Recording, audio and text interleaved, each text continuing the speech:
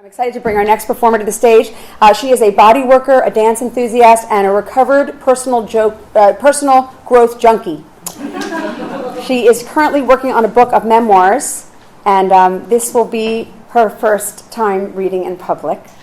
I'm delighted to have her here. This piece is called My Yellow Monster Wears a Scarlet Letter. Please welcome my dear friend Annie Kim.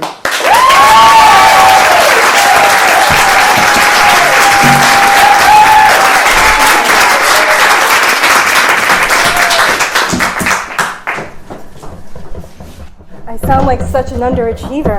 No Ivy Leagues in my bio. Anyway. Okay.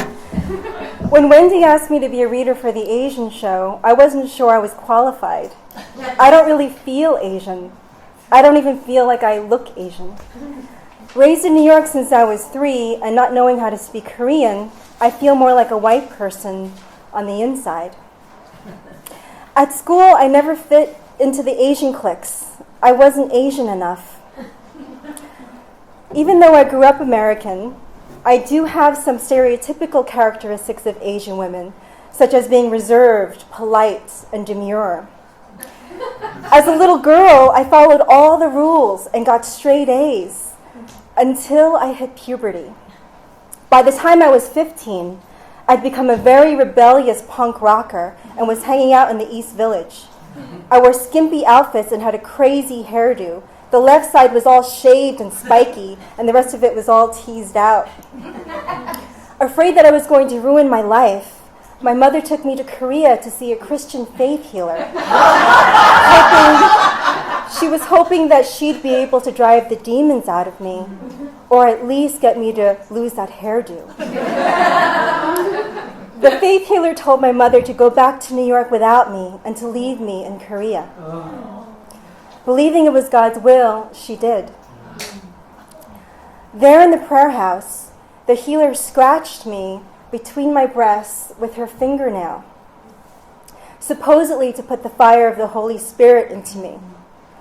The pain was excruciating. It was as if I was getting a scarlet letter burned into my flesh, my punishment for being a bad girl. I came back from the prayer house 14 months later, looking and acting like an FOB, which stands for fresh off the boat, an un-Americanized nerd.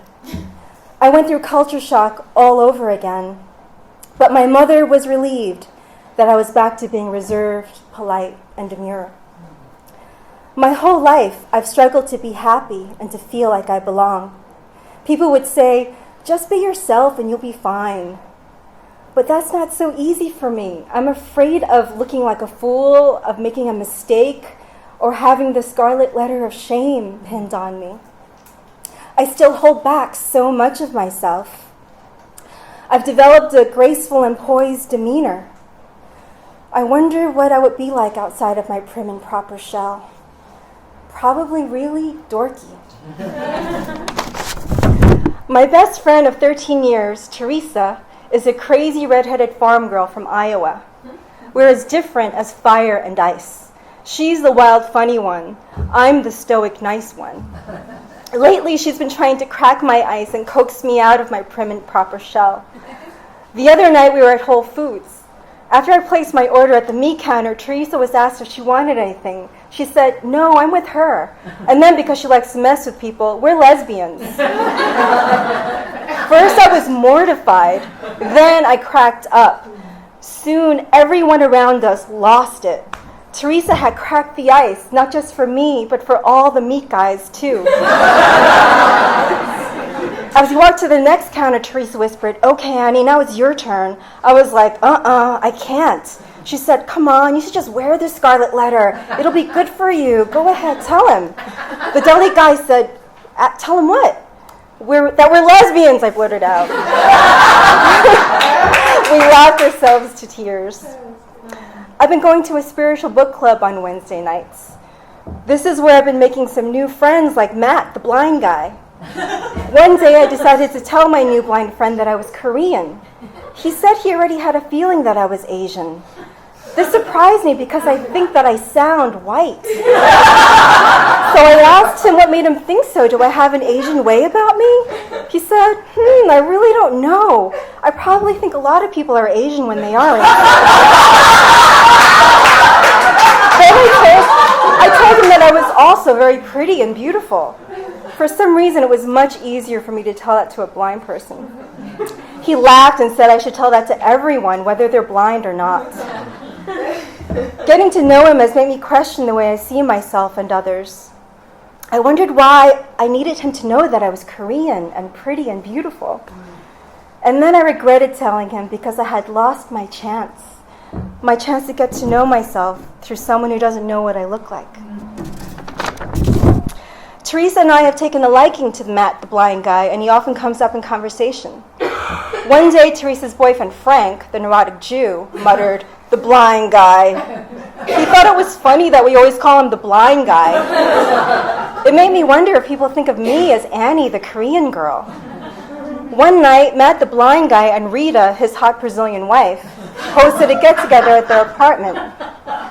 There were 7 of us there. Matt eventually asked us all to sit together in a circle. Once we did, Frank talked about his blind uncle who he felt tremendous compassion and sympathy for. It was honest and intimate and opened the floor for others to share intimately. Then I confessed to Matt that I always call him the blind guy.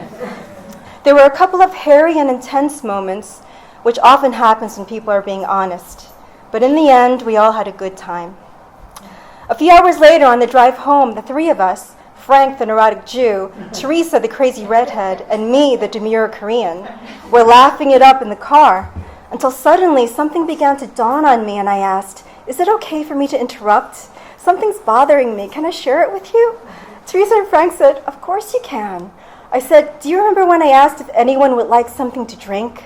I went into their refrigerator and helped myself to some juice. I noticed Rita was looking at me. Now I wonder if I offended her by going into her fridge without asking first.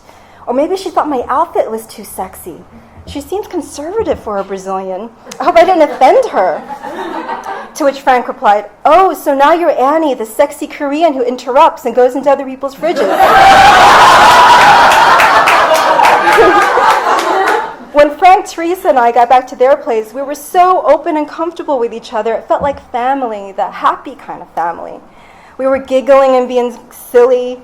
And then I told them about a Korean comedian named Bobby Lee that I found on YouTube the other day. I was curious to see what a Korean American comedian would talk about. Bobby was funny, but very abrasive. And he did this one thing that I thought was outright stupid and gross. I tried to describe it to them and then decided to get up and demonstrate. He actually shoved his hand down his pants and said, "Do you want to see my yellow monster?"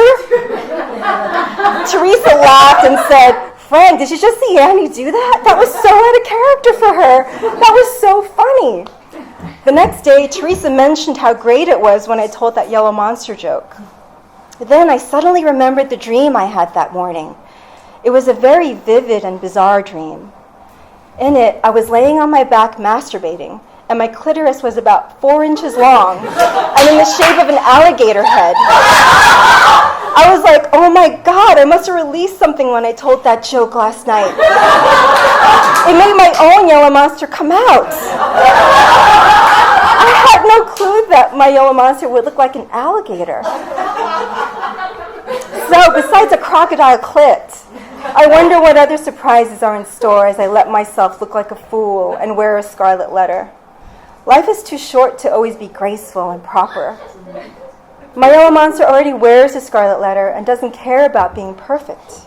It just wants to love and be loved, to laugh and be laughed at. It's sexy and funny, shakes things up and makes waves. It wants to create and to be stroked. I can't run from it. I'll always have a scarlet letter scarred onto my chest. And I think it's pretty and beautiful. Yeah.